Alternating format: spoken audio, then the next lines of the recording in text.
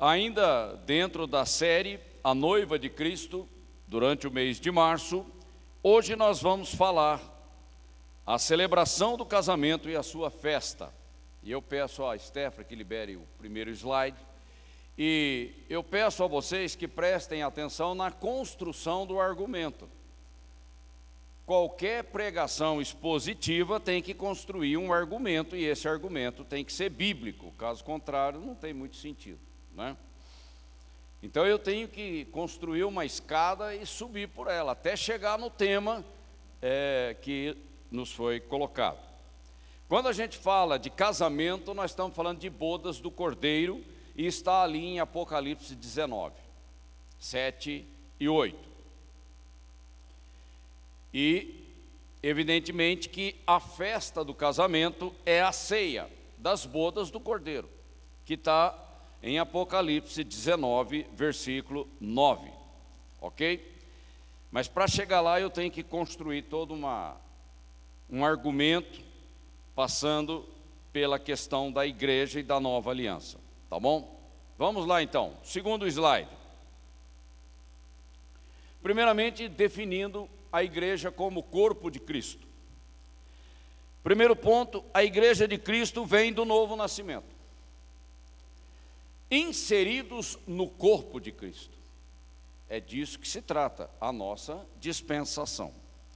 Pois todos nós fomos batizados, aqui a palavra é imergido, inserido, em um espírito, formando um corpo. Quer judeus, quer gregos, quer servos, quer livres, e todos temos bebido de um espírito.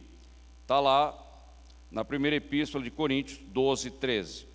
Eu só vou relembrando as coisas para a gente construir o argumento. O ponto 2, a dispensação da igreja de Cristo é única e tem prazo de validade. Ok? Então, quando eu falo que Deus trabalha com grupos, e cada grupo é um tratamento que Ele estabelece, tá bom? No plano da salvação, Deus vai contemplar todos esses grupos. Não se turbe o vosso coração, credes em Deus, crede também em mim. Na casa de meu Pai há muitas moradas. Se não fosse assim, eu vou-lo teria dito. Jesus falando aos discípulos. Vou preparar-vos lugar. O Messias vem para estabelecer um reino e diz que vai embora, preparar lugar. Vai dar um nó na cabeça do pessoal, né? Claro.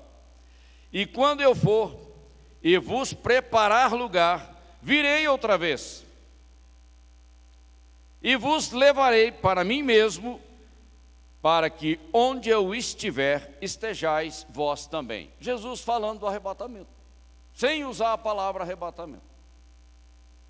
Ok? A gente tem que prestar atenção nas nuances das coisas. Quem iria trazer a teologia sistemática do arrebatamento era Paulo. Mas recebereis o poder do Espírito Santo. Eu estou mostrando alguns aspectos da igreja como corpo de Cristo, que há de vir sobre vós, e ser-me-eis testemunhas, tanto em Jerusalém como em toda a Judéia e Samaria e até os confins da terra. E a todos quantos eu chamar, como está em Atos capítulo 2, versículo 39. Os discípulos que estavam ali no cenáculo orando, já eram salvos. Eu tenho que gritar, tem hora que é para acordar um pouco alguém aí, tá? Porque as pessoas não prestam atenção. Na verdade, o Pentecoste é revestimento de poder, é ferramenta. Ferramenta para cumprir uma grande comissão, é só isso. Como guardaste a palavra da minha paciência, está lá em Apocalipse, também eu te guardarei da hora da tentação. A expressão no grego fala da hora e do lugar e do evento, ou seja, é completo. Você vai ser retirado da terra, que há de vir sobre todo mundo. É algo escatológico, para tentar os que habitam a terra. sobre a terra, os moradores da terra, como o Apocalipse fala. E aí, falando a igreja de Filadélfia, ali em Apocalipse 3:10, e os versículos relacionados com o tema do arrebatamento. Outro slide, continuando definindo a igreja de Cristo.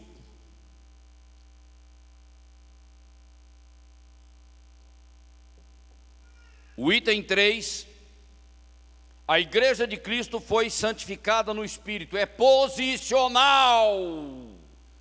Eu vou dar mais um grito, que parece que a teologia tem que entrar lá dentro, não é possível. É no Espírito que nós somos regenerados, justificados e temos uma posição em Cristo. Ok? Porque senão a gente começa a confundir, a gente tem batido nisso insistentemente. Em quem também vós estáis. Estar em Cristo é uma posição. Depois, isso vem depois do novo nascimento, você tem que ouvir o evangelho da vossa salvação. Depois que ouvistes a palavra da verdade, o evangelho da vossa salvação, e tendo nele também crido. Porque ouvir para não crer só aumenta o problema da pessoa. Fostes selados com o Espírito Santo da promessa, o qual é o penhor, a garantia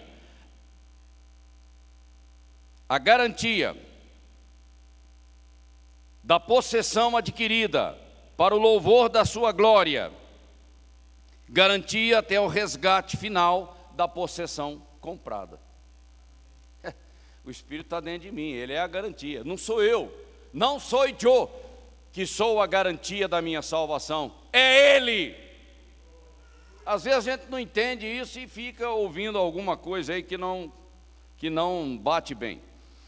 E em João 14:16, como a gente já enfatizou, eu vos darei um Espírito para sempre. Ele não é temporário, provisório, dependendo da perseverança. Não existe essa condicionalidade com relação à salvação. Se a gente não entender isso, nós já estamos enrolados e confusos na teologia. Mas não é esse o nosso assunto. Vós já estáis limpos pela palavra que vos tenho falado. Lá no começo, Jesus ministrando aos discípulos, antes da cruz, ele falou: vocês já estão limpos. É uma pessoa da Trindade que estava ali. Ele falou: eu vou embora, mas vem outro da Trindade. Ok? Então a gente tem que entender que você não tem as três pessoas trabalhando, elas trabalham juntas, mas quando estão na terra é um ou outro, ou é Jesus ou é o Espírito Santo. Né? A gente acha que os dois, não é assim. Tanto é que Jesus diz: convém que eu vá para que ele venha. São ministérios que competem à Trindade. Vigiai e orai, para que não entreis em tentação. Na verdade, o espírito está pronto, mas a carne é fraca. O problema nosso é a carne, é onde a gente tropeça. E será motivo da mensagem de domingo que vem, vocês não devem perder. Veio para o que era seu, e os seus não o receberam. Então veio o Cordeiro de Deus na sua primeira vinda, veio para os judeus e eles foi rejeitado. Mas, a esse mais faz uma diferença tremenda. Mas a todos, sem distinção, sem acepção, mas a todos quantos o receberam, resposta, deu-lhes o poder de serem feitos filhos de Deus aos que creem no seu nome. Isso é imputar a justiça de Cristo na vida daquele que crê.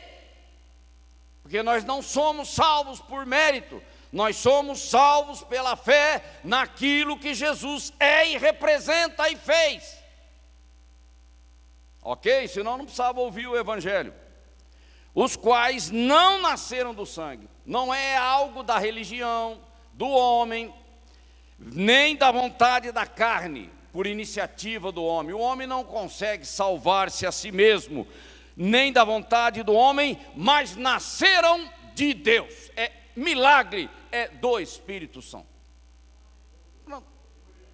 A nossa teologia aqui é é direto, não tem que ficar, vai e vem nada, e aí vem, que esse negócio não funciona. Outro slide, que não é esse o assunto, eu quero ir para frente. Concluindo a definição de igreja, o ponto 4, a igreja de Cristo tem identidade, propósito definido e destino. A igreja tem isso, é característica, é marca dela. Somos filhos de Deus, eu não vou nem ler os versículos, vocês podem consultar depois. Vivemos para o louvor da sua glória. Eu estou falando da igreja, corpo de Cristo. Temos uma grande responsabilidade no tempo da nossa vida. Primeiramente, santidade ao Senhor, o nosso testemunho e a grande comissão. Ok? Deus não chamou ninguém para ficar sentado no banco da igreja. Não é esse o propósito.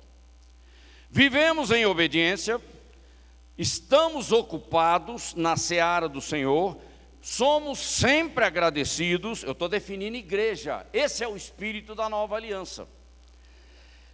Estamos consolados pelo valor das promessas de Deus, somos exultantes, porque a vida abundante que agora está em mim, ela é exultante, porque ela é de Deus.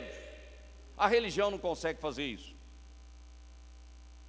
Somos transbordantes, é para fora, a nossa luz brilha na escuridão, e com grande expectativa de que Ele vem.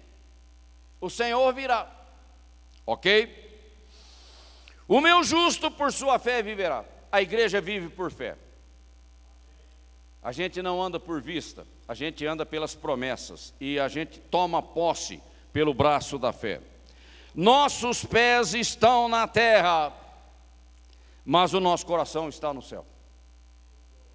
Esse é o crente espiritual, o homem maduro, que está ocupado na terra, na seara do Senhor.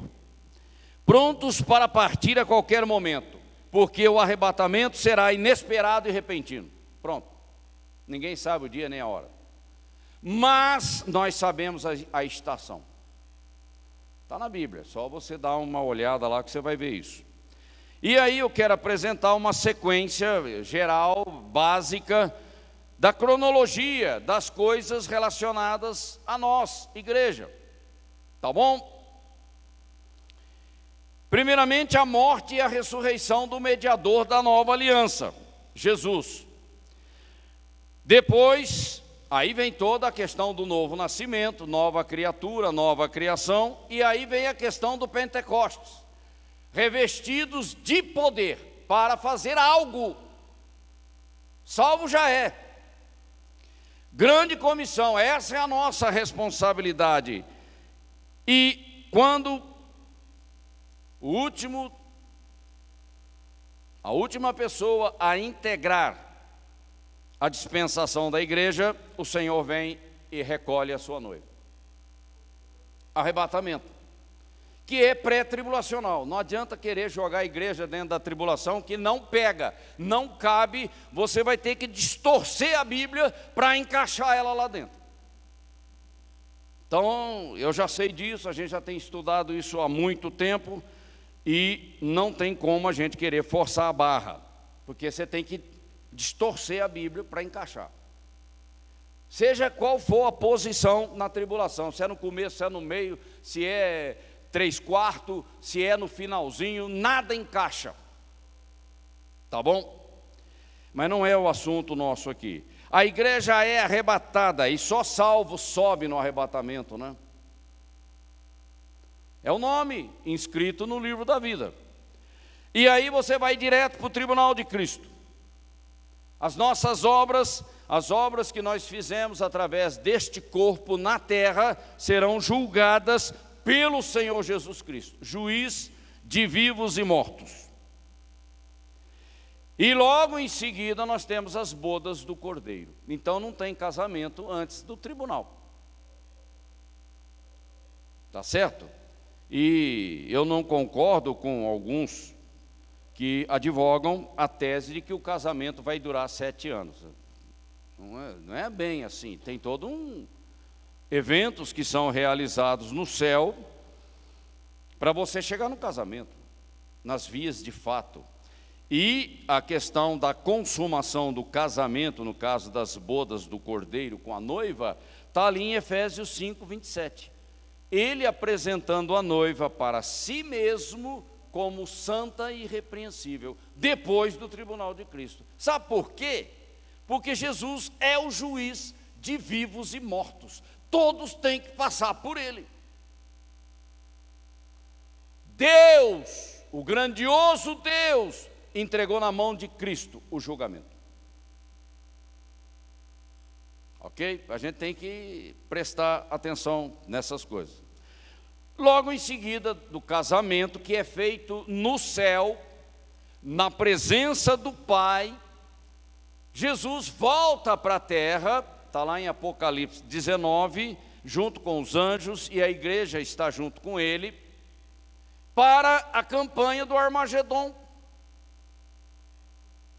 Aí nós estamos no final da tribulação, aqueles 75 dias que tem antes do milênio.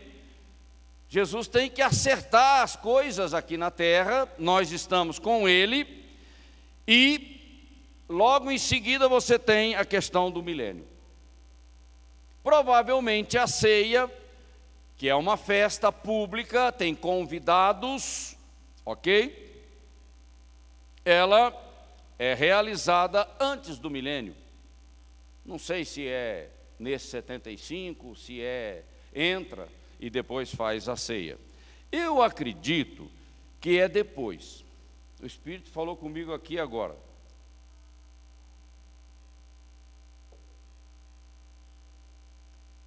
Como que você vai montar uma mesa de ceia quando Jesus apresenta a sua igreja como esposa do Cordeiro,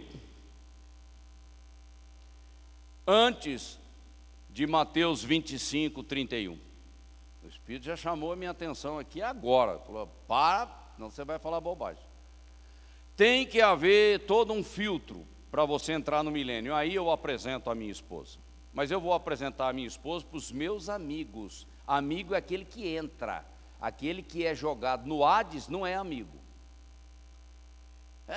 O Espírito, eu acho ele maravilhoso, porque ele já te alerta na hora com relação à doutrina, que a gente às vezes passa batido. Próximo slide.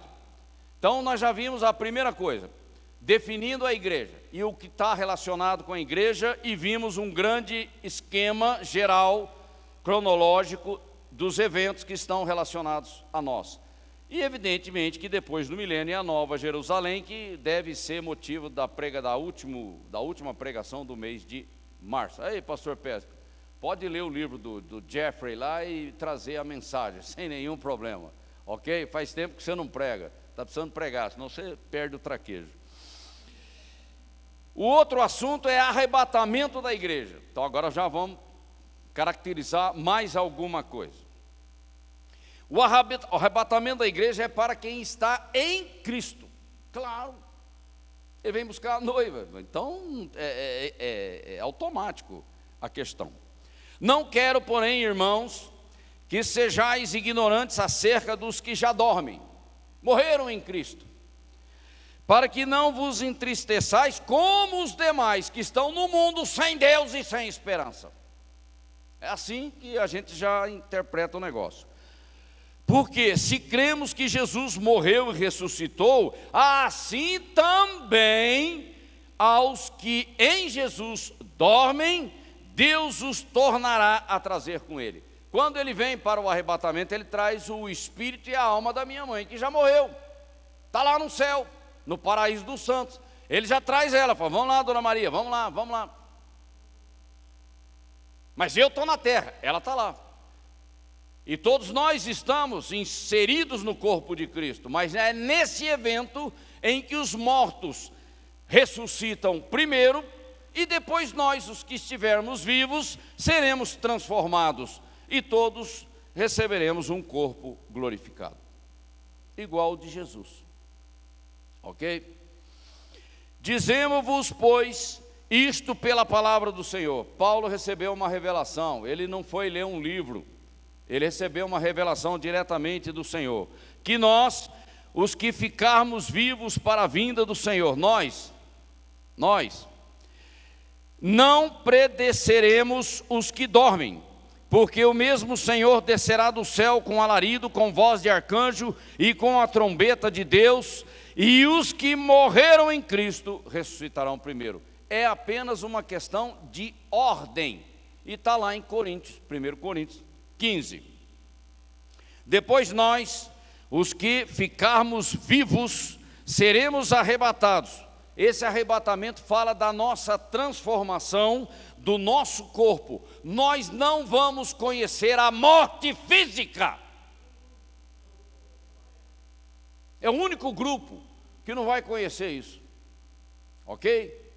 Direto desse corpo de pecado, como Paulo chama, direto para um corpo glorificado igual ao de Cristo.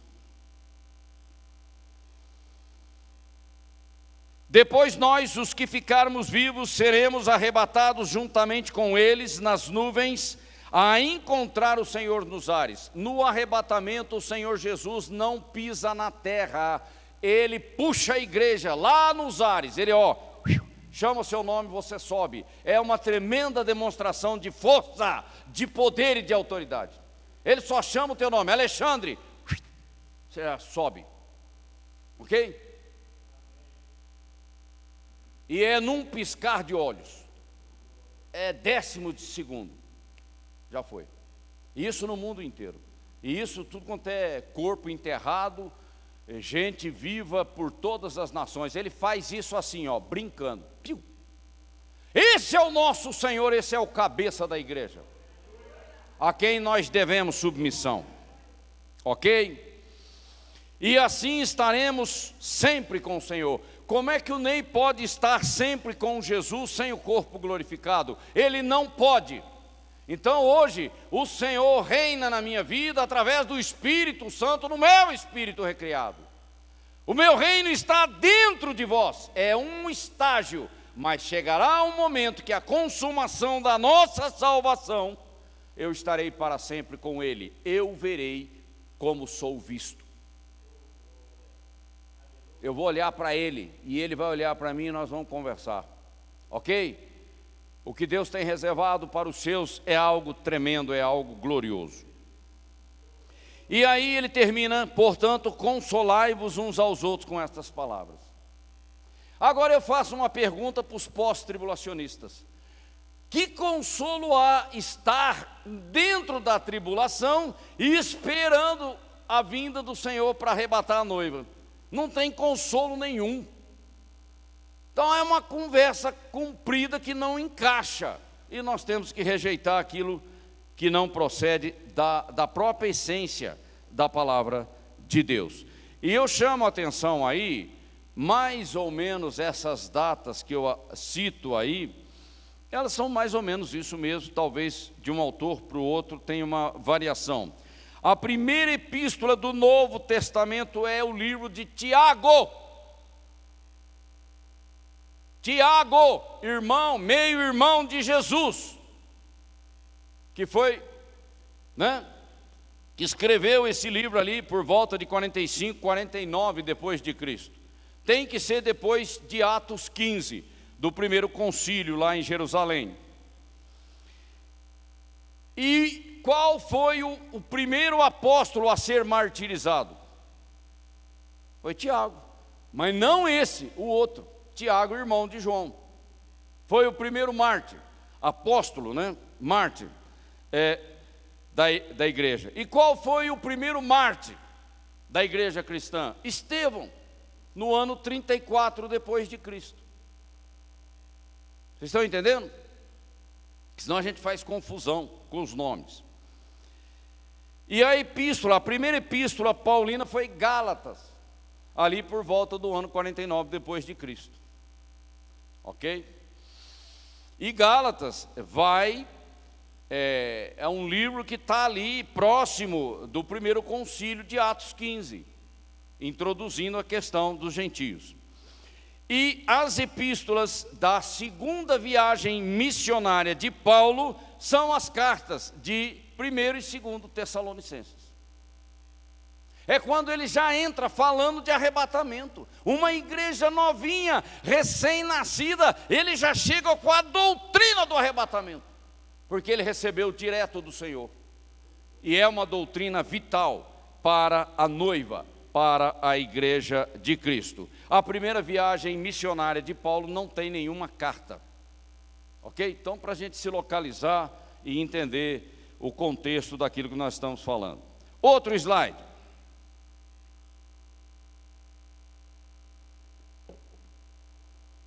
O ciclo da primeira ressurreição é outro ponto importantíssimo na nossa argumentação. Nós já definimos o que é igreja, não é? Nós já falamos do arrebatamento, e agora nós estamos falando do ciclo da primeira ressurreição, porque existem duas.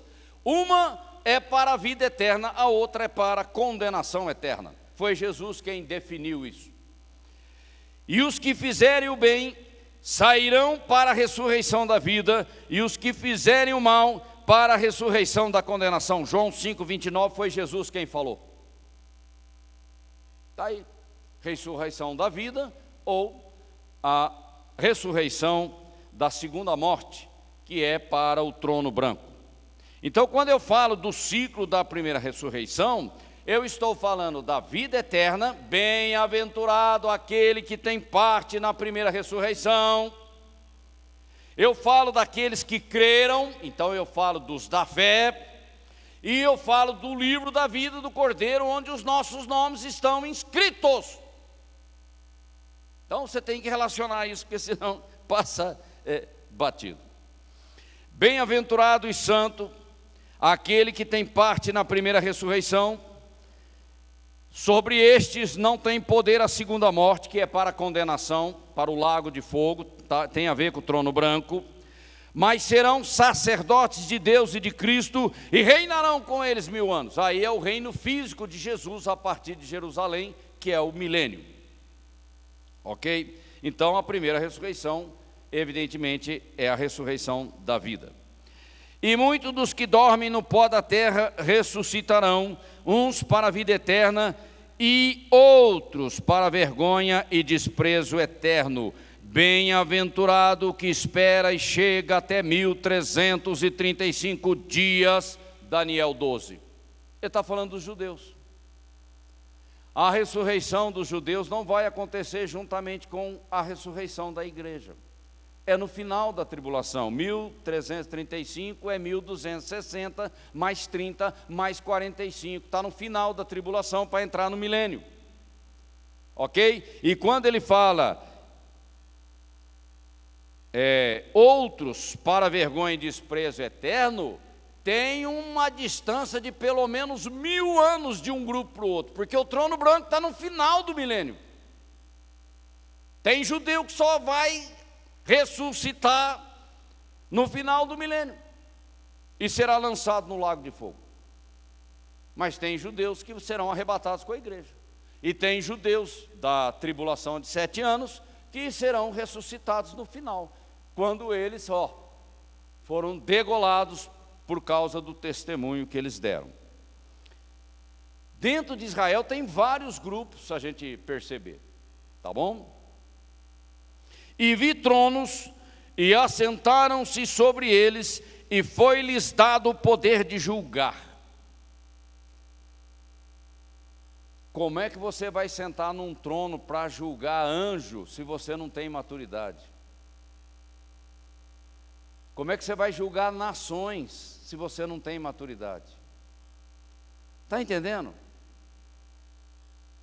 É algo que às vezes a gente lê e não percebe. E vi as almas daqueles que foram degolados pelo testemunho de Jesus, os mártires da tribulação de 7 anos, e pela palavra de Deus, e que não adoraram a besta, ele está falando da tribulação, né? E nem a sua imagem, e nem receberam o sinal em suas testas, nem em suas mãos, a marca da besta do anticristo. e reinaram com Cristo durante 1000 anos. São os mártires da tribulação. Então, judeus salvos, né, da grande tribulação, e mártires ressuscitarão no final da tribulação. A igreja já ressuscitou antes da tribulação. São coisas diferentes. Mas para entrar no milênio e para sentar na mesa, quando Jesus apresenta a sua esposa, você tem que ressuscitar e entrar lá dentro, senão você não entra. Estou falando para aqueles que morreram. Agora vem aqueles, que a pastora usou esse termo e isso ficou gravado comigo, os sobreviventes da tribulação, em corpos físicos, também entrarão no milênio e vão assistir à ceia, ou vão participar da ceia, na verdade. Deus ele bola umas coisas tremendas e a gente tem que prestar atenção nesses detalhes. Agora, veja bem, o Ney não fica estudando esses detalhes apenas porque ele é curioso. Não, eu me alegro com aquilo que Deus planejou para nós. Sabe, aquilo enche o meu coração de alegria, de exultação. Porque o mesmo Senhor descerá do céu com alarido, e com voz de arcanjo, e com trombeta de Deus, e os que morreram em Cristo ressuscitarão primeiro. 1 Tessalonicenses 4,16. Aqui falando da ressurreição da igreja. Você vê que são momentos diferentes, né? Um acontece antes da tribulação, outro acontece no final da tribulação, aí nós entramos no milênio. E a ressurreição da condenação eterna é depois do milênio, antes do trono branco. Juiz é Jesus em todos os lugares. A ele foi dado a autoridade para julgar. Não tem outra pessoa, é ele. Ele é o mediador, então ele julga. Ok? Muito bem. Outro slide.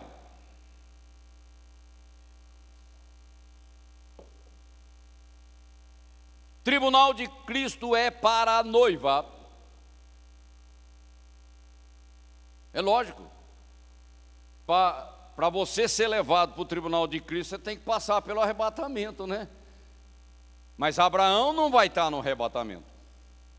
Abraão vai estar na ressurreição dos justos, ali no final da tribulação. Abraão é amigo do noivo, como João Batista. Mas nós somos a noiva, caramba. Tem gente que não tem uma autoestima espiritual muito ruim, por ignorância. O meu povo perece, porque não conhece a minha palavra. Aí, né, envolve responsabilidade de cada um. Segundo a graça de Deus que me foi dada, pus eu, aí o grande apóstolo Paulo, como sábio arquiteto, o fundamento aqui no caso do apóstolo é sã doutrina, o evangelho puro de Cristo, é isso que representa, e outro veja como edifica sobre ele. Doutrina é fundamento, é sobre a doutrina que nós construímos uma vida cristã, uma prática cristã, efetiva, eficaz e que influencia o mundo, mas veja cada um como edifica sobre ele. Ok? Mas aí ele desce um pouquinho mais na revelação, porque ninguém pode pôr outro fundamento além do que já está posto, que é Cristo. Cristo é o fundamento, a sã doutrina está sobre Cristo, e nós, liderança da igreja, trabalhamos em cima destes fundamentos, na edificação das ovelhas, para apresentar uma noiva para alguém que é Cristo. E se alguém sobre este fundamento formar um edifício de ouro, prata, pedras preciosas, madeira, feno, palha, a obra de cada um se manifestará. Na verdade, o dia a declarará, porque pelo fogo será descoberta, e o fogo de Cristo, é dele o fogo, é só olhar e ele queima tudo. O fogo provará qual seja a obra de cada um. No tribunal de Cristo, ele vai olhar para você, e aí começa, né? Ele é onisciente, Ele sabe de todas as coisas. Se a obra que alguém edificou nessa parte permanecer, que o vosso fruto permaneça, como está em João 15, esse receberá galardão, mas está salvo, ok? Se a obra de alguém se queimar, sofrerá prejuízo, claro. A gente tem que prestar atenção nisso. Mas o tal será salvo, todavia, como pelo fogo. Um tição, né? Passou, mas passou raspando, como diz o outro, né? É aquela nota que a gente tirava na escola. Tirei 5, né? Passou, mas passou, quase que ele fica, mas passou. Entendeu? É mais ou menos por aí. Por isso que nós temos que valorizar a questão da santificação, por causa das consequências que isso terá no futuro. Eis que venho sem demora, guarda o que tens. Guardar o quê? O teu galardão, caramba. Porque senão o diabo vai tomar esse galardão, é lógico. O espírito está pronto, mas a carne é fraca. Para que ninguém tome a tua coroa. Ele está falando isso para a igreja de Filadélfia, que é a igreja que representa o arrebatamento, que está lá em Apocalipse 3:10. Tá? Porque senão nós vamos cair na tese arminiana da perda da salvação, mas não vou entrar nesse assunto. E eis que eu venho rapidamente, e a minha recompensa está comigo para dar a cada homem salvo conforme a sua obra. Obra é feita através do corpo.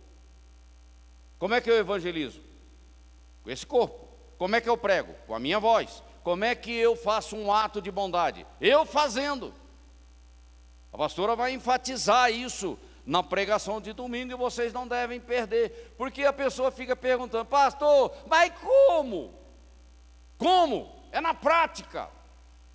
Não é lendo livro, não é estudando teologia sistemática. É lógico, eu faço isso porque eu tenho a obrigação de fazer isso, ok? Mas a santidade ao Senhor é na prática, é com a tua vida, é com o teu comportamento, ok? Então não é máscara, não é impressionar pessoas, mas é impressionar a Deus com a tua vida. É isso, tá bom?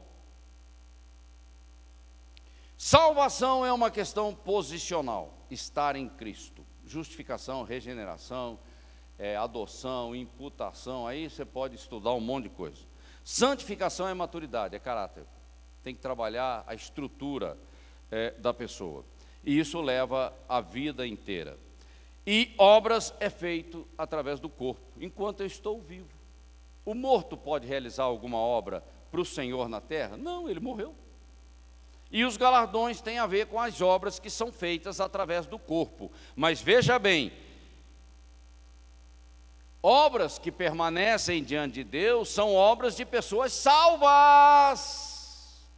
Porque senão nós vamos cair no romanismo, né? Cuidado. Outro slide.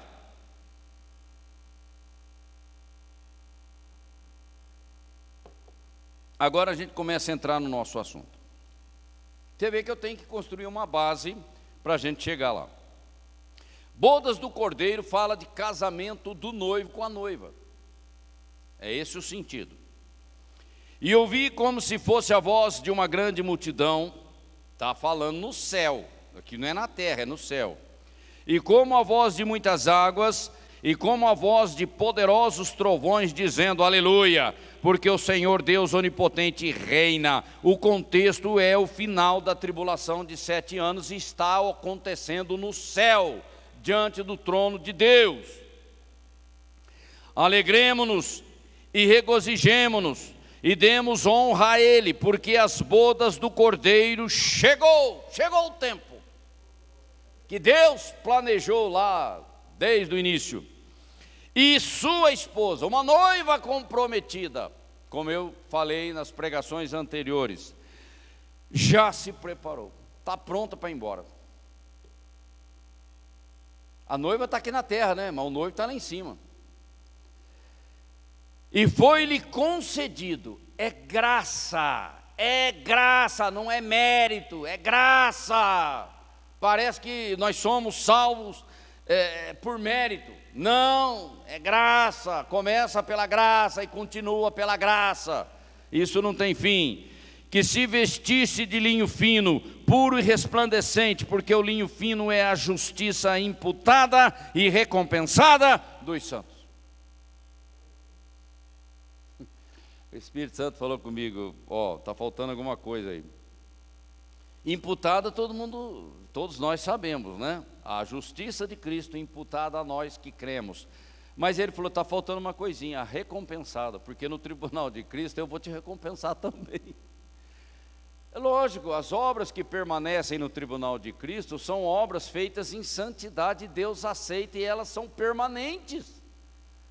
A beleza da noiva tem as duas coisas, viu, pastor? Então você deve pegar firme aí e bater nisso, porque não é qualquer noiva que chega lá de qualquer jeito, não.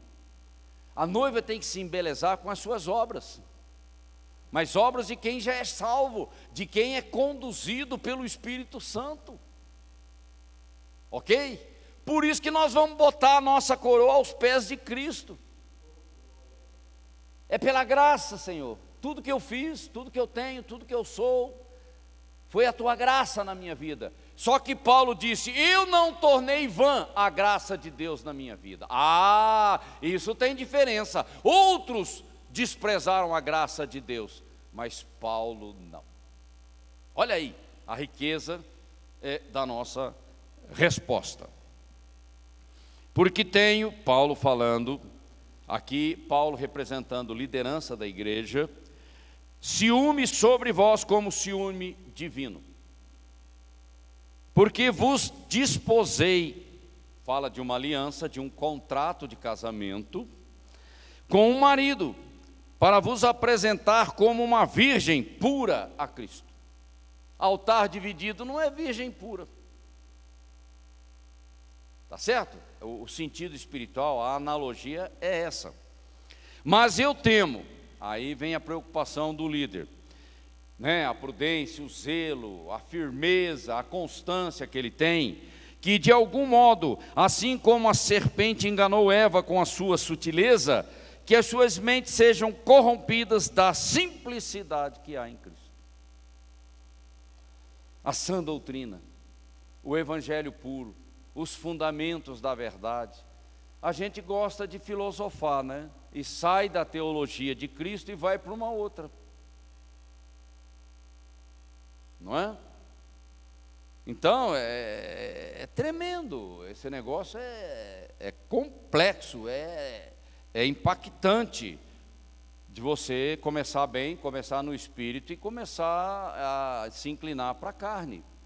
E Paulo fala disso. Você começou bem no espírito, agora você está indo para a carne? Que negócio é esse? Não é compatível com a natureza de Cristo que está dentro de você. E lá em Hebreus, eu também acho que Paulo escreveu Hebreus, ele diz, olha, pelo tempo decorrido, vocês já deviam estar lá em cima, e vocês ainda estão lá no beabá. O que está acontecendo? Ok? Tudo é resposta. Tá? Outro slide. Ainda sobre a boda, o casamento de Cristo com a noiva. A igreja de Cristo não é Israel, a nação de Israel, são coisas diferentes, tá? Se misturar vai dar confusão na questão da teologia do reino. A tribulação de 7 anos é sobre os moradores da terra, não é a igreja. Aí pós-tribulacionista pode se arrepender, confessar os pecados e se converter. O arrebatamento será inesperado e repentino. Tem a questão da datação, não tem como datar, mas tem como se aperceber da estação. A noiva é do dia, não é da noite.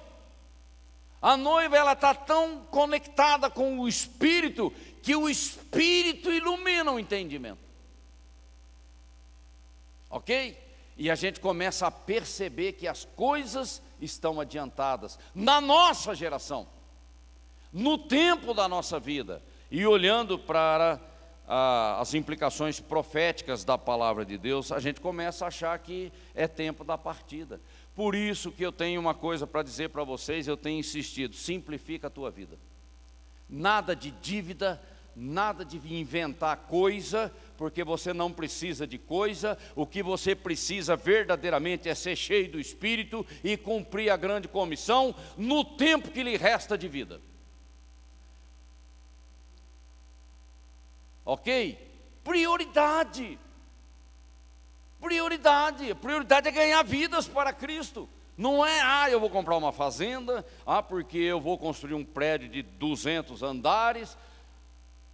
Graças a Deus que nós estamos na Winner Church, e o chamado da nossa pastora, o que é?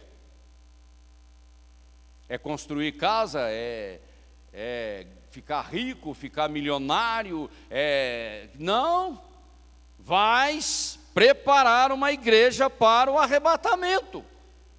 E ainda fala com a Tereza, ela é importante para mim, que ela tem que cumprir o chamado. É isso. E o tempo está acabando. Tá? Mas tem gente que está distraída. A nova aliança é superior, porque ela é inscrita no coração, ela não cobre pecado, mas ela quebra o poder do pecado na tua vida, como Paulo fala. Se a gente prestar atenção nisso, a riqueza da liberdade que nós temos em Cristo é tremenda. Aí o cara, não consigo parar de fumar. Mas o que é um cigarro diante do poder da ressurreição de Cristo ali na cruz? E ele quebrou o poder do pecado. E quando você foi batizado nas águas, você se identificou com a morte dele, quebrando tudo. Mas, né? Fica aí, precisa de entendimento. A igreja tem uma urgente grande comissão na terra. A grande comissão é na terra, é no tempo da minha vida. Passagens relacionadas aí à questão de noivo, noiva, tem aí citado, depois vocês podem consultar. O noivo vem buscar a sua noiva e a leva para a casa do pai, é no céu. Ele nem pisa na terra, ele para nos ares, ele traz o espírito e a alma da minha mãe, que já morreu, crente, salva, está no paraíso dos santos, ele traz junto, ele está com os anjos, e ele chama, Ney, sobe. O Ney nem morreu, sobe. E aqueles que morreram ele chama, sai do cemitério e sobe. Porque na verdade o que vai sair do cemitério é o corpo.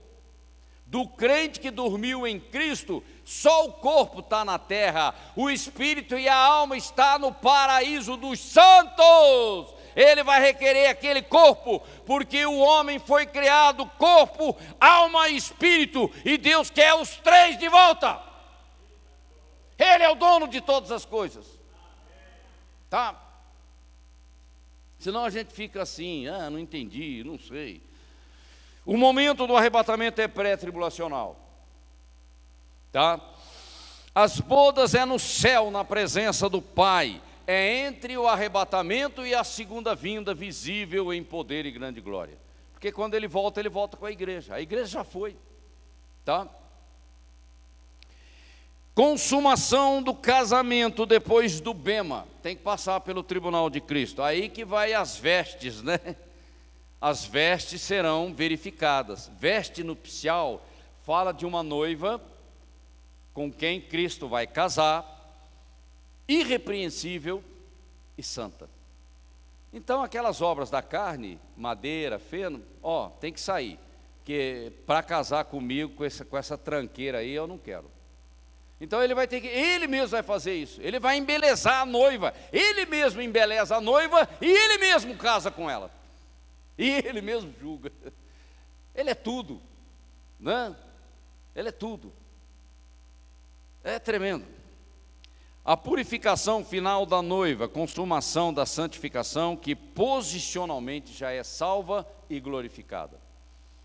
Quando Jesus chama, Ney, sobe, o Ney que está nesse corpo aqui com essa barriguinha chata, ok? Ele sobe. E já recebo o meu corpo glorificado. Eu vou comparecer diante de Jesus no tribunal de Cristo com o corpo glorificado. Não é nesse corpo, porque esse corpo não aguenta entrar lá. Presta atenção nisso. Mas só que eu tenho o corpo glorificado, mas agora Jesus vai fazer uma limpeza final nessa noiva. E você vai concordar com ele: realmente, Senhor, tu tens razão, eu era egoísta, eu era mentiroso, eu era invejoso. Você vai concordar com ele, fala assim: então vamos queimar, porque senão não dá para morar com você para sempre. Porque Jesus não é nada disso, entende? Se você tiver que embelezar a sua vida, embeleza ela agora, não amanhã.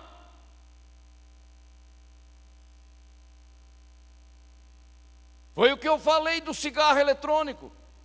Tem que largar agora, ou você vai largar quando for subir? Vai levar o cigarro eletrônico na mochila escondido? Ah, para com isso, vamos acertar a nossa vida aqui e agora. Ah, eu não consigo perdoar. Então é melhor você perdoar logo, porque você nem subiu, você vai. Santificação tem uns negócios que enrosca na nossa vida, que nós temos que acertar aqui enquanto nós estamos a caminho. Não lá na frente, é aqui e agora. Liberar perdão é uma coisa seríssima na vida do crente. Outro slide, a gente concluindo essa parte mais teórica das bodas.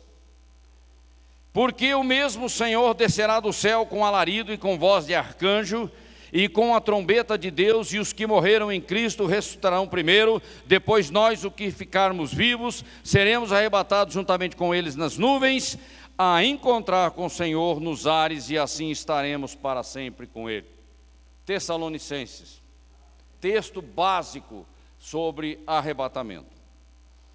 Como também Cristo amou a igreja e a si mesmo se entregou por ela para a santificar, purificando-a com a lavagem da água. Santificação é pelo agir do Espírito, usando o material da palavra de Deus.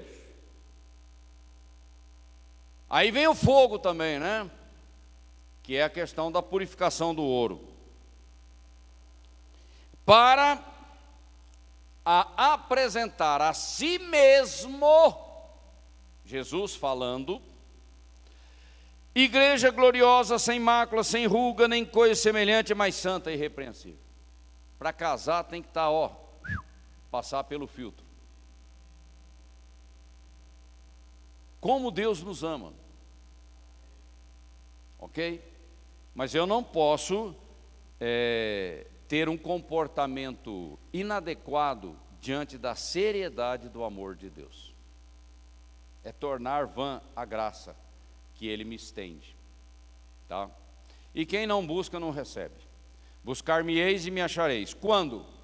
Quando me buscardes de todo o coração.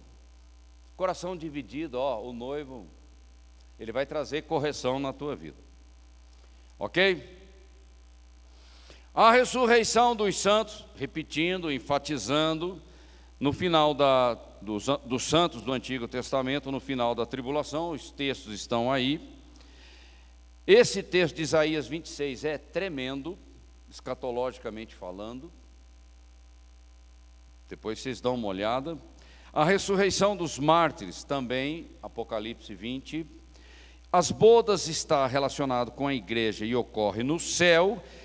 A tribulação ocorre na terra, é sobre os moradores da terra, mas o casamento da igreja é no céu. E é para a igreja. Ok? Próximo slide, que o nosso tempo está acabando.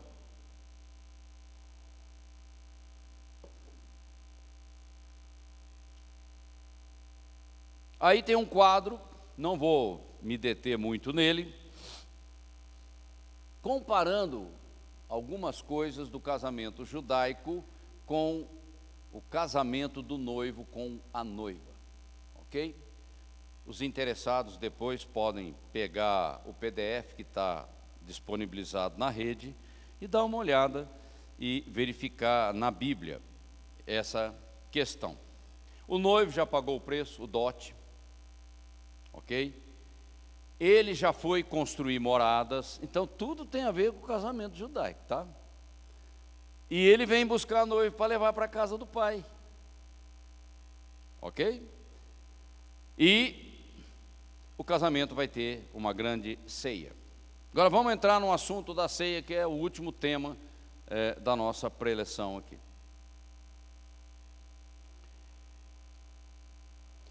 Então lá, o próximo slide.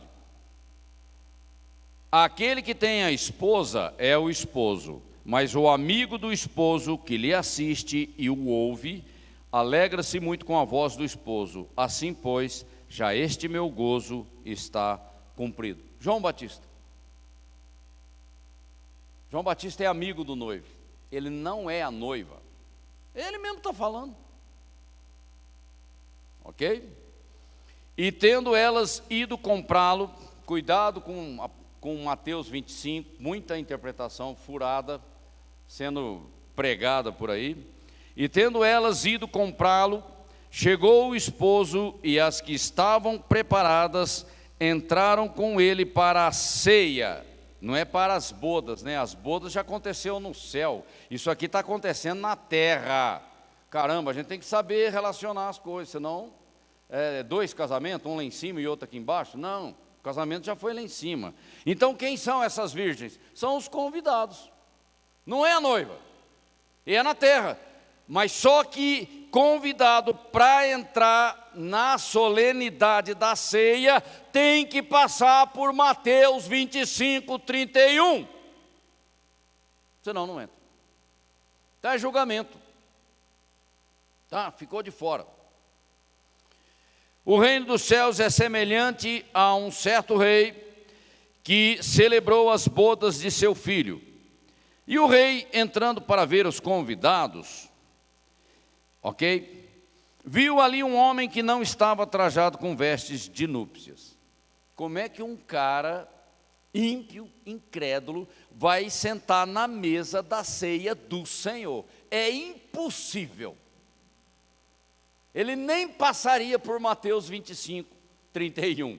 Mas aqui, a Bíblia está fazendo uma metáfora, né, para a gente entender algumas coisas. E disse-lhe: amigo. Como é que eu posso chamar um ímpio de amigo, né? Mas tudo bem, vamos continuar a história aqui. Como entraste aqui? Você não tem as vestes apropriadas para essa cerimônia. Isso aqui é na terra, né? Se você comparar a história, é na terra, tá? E ele emudeceu. Você está como um penetra aqui. E disse então o rei aos servos: amarrai-o de pés e mãos, e levai-o, e lançai-o nas trevas exteriores, ali haverá pranto e ranger de dentes. Será lançado no Hades, no inferno. Porque muitos são chamados, mas poucos escolhidos. Resposta. Aí quando você olha para Mateus 25, 31, o julgamento de bodes e ovelhas, muita gente é bode por causa da resposta errada. E bode não entra na ceia das bodas do Cordeiro. Porque aqui está falando do milênio, gente. Tem que entrar no milênio, tem que passar pelo funil.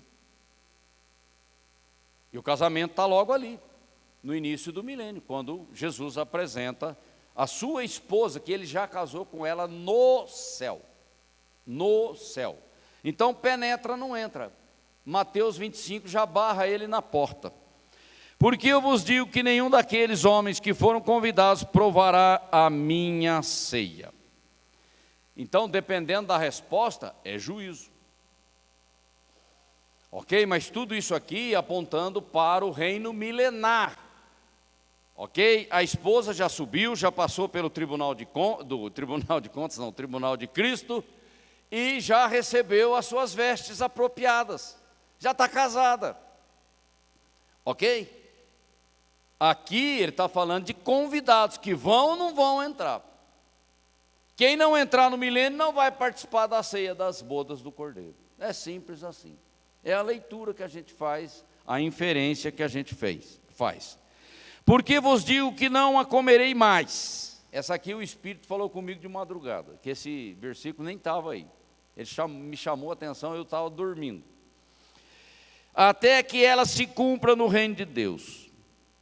Uma relação entre Páscoa, a mesa do Senhor no milênio e a ceia das bodas do Cordeiro. Está tudo relacionado. Caramba, será que a nossa ceia vai ser na Páscoa? Quando ele falou isso, quando Jesus falou isso, ele estava comemorando a Páscoa. Fica a pergunta aí para vocês. Mas você não é salvo por saber a resposta ou não, que eu também me chamou a atenção isso aqui. E o último slide.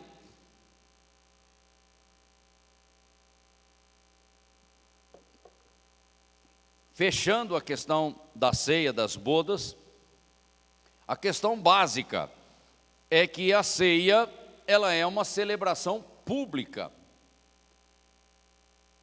não é? É como se Deus fizesse um casamento reservado no céu, com a igreja, e depois Jesus, feliz da vida, apresentar a esposa para os amigos. Você consegue entender isso? Aí é Israel, né? João Batista, que tanto queria conhecer a noiva, né? Agora ele vai ver a noiva. Vocês estão entendendo? Uma coisa, eu não consigo, né, imaginar esse tipo de coisa, mas é isso que vai acontecer. Bem-aventurados aqueles servos, os quais, quando o Senhor vier, achar vigiando. Em verdade vos digo que se cingirá e os fará assentar à mesa, e chegando-se, os servirás. O próprio noivo, que agora é marido, né, vai servir à mesa. A gente fica até... Bom, é que no corpo glorificado a gente não vai ter esse tipo de sentimento, né, de vergonha, nada. Ele vai fazer isso porque ele está super contente com a noiva, com quem ele casou. Ele faz questão de dar publicidade à sua esposa. Um evento único na história da salvação que se chama corpo de Cristo. Abraão não é corpo de Cristo, Noé não é corpo de Cristo. Os mártires da grande tribulação não são corpo de Cristo. Nós somos. Eu não sei, né? É só pela graça mesmo, não, né? Quem sou eu perto de Abraão, né? Quem sou eu perto de Moisés, de Josué, valentes do Senhor? Mas Ele nos amou. E a nova aliança começou com a gente. Ó, né? As primícias, né? Nós somos as primícias. E eles vão se alegrar com a esposa do Cordeiro, com certeza. E disse-me, escreve, bem-aventurados aqueles, amigos do noivo, que são chamados à ceia das bodas do Cordeiro. E disse-me, estas são as verdadeiras palavras de Deus. Pô, você é a esposa de Cristo, e Moisés vai estar lá te admirando como esposa. Maior líder que Israel já conheceu. Sabe? E aí a gente vê crente tropeçando pela vida, com uma visão muito fraca, muito tímida, de quem ele é como noiva. E o diabo se aproveita, né? Claro. E eu, João, vi a cidade santa, a nova Jerusalém, que de Deus descia do céu, preparada como uma esposa, adornada para o seu marido. Olha, a casa onde você vai morar como esposa de Cristo é uma mansão de 2.200 quilômetros cúbicos. É tudo de ouro, diamante. O negócio resplandece tanto que, sabe, carne nenhuma consegue chegar ali naquele lugar. É lá que você vai morar com Cristo. É só pedra preciosa, o negócio é fantástico, a gente não consegue imaginar isso. Mansões tremendas. E esse é motivo de uma próxima pregação, esse cubo. Imagine que isso aqui é o planeta Terra, novo céu e nova terra. Aí você tem isso aqui como a nova Jerusalém. E ela vai simplesmente tocar na terra. E vai ser aberto um portal, aonde os sobreviventes do milênio vão poder entrar. Resgatando o jardim do Éden. Aí eu não sei se, aí eu tenho minhas dúvidas, viu, pastora, se vai ser igual ao jardim do Éden ou se vai ser melhor. Eu estou achando que vai ser melhor, ok? O jardim do Éden foi apenas o projeto inicial, ok? Se Adão tivesse comido o fruto da árvore da vida, nós já não estaríamos aqui, já estaríamos no céu há muito tempo. Mas ele não, ele preferiu desobedecer. Então Deus teve que bolar um plano da salvação para restaurar tudo isso. Mas quando Deus fala novo céu e nova terra, é muito melhor do que a primeira criação. Eu tenho essa convicção comigo. Porque Deus não vai ficar repetindo fórmula, né? Não condiz com a sua natureza poderosa, criativa que Ele tem. Não se turbe o vosso coração, credes em Deus, crede também em mim, ratificando coisas que nós já lemos. Na casa de meu pai há muitas moradas, se não fosse assim, eu vou teria dito. Jesus não é mentiroso. Vou preparar-vos lugar, e quando eu for e vos preparar lugar, virei outra vez e vos levarei para mim mesmo, para onde eu estiver, estejais vós também. Completa intimidade com o Senhor. Ok? Se o crente já entra no santuário porque o véu foi rasgado, a noiva está onde? Está no trono lá com ele, pô. É muito mais. Ok? É questão de posição, sei lá, né? Mas todos são salvos. E o Espírito e a esposa dizem, vem. E quem ouve diga, vem. E quem tem sede, venha. E quem quiser, tome de graça da água da vida. Vamos colocar de pé.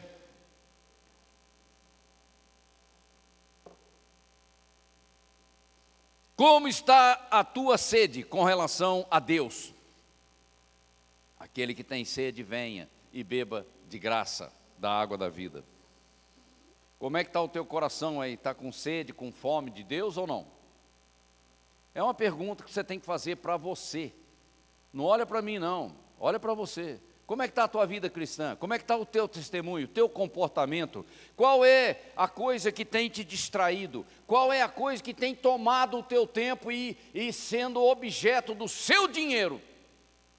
O que tem prendido o teu coração?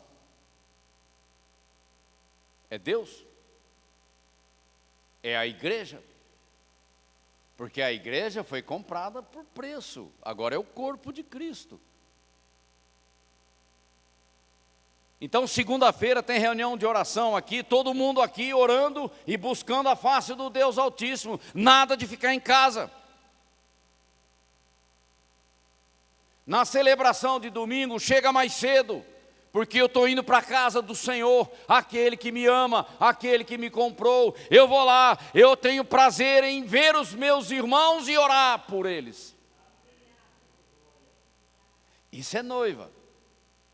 E na adoração eu quero extravasar, eu quero dançar na presença do Senhor, eu quero extravasar o meu amor como noiva apaixonada por Ele. Eu vou exprimir aquilo que está dentro de mim. Aí o cara está na adoração e fala,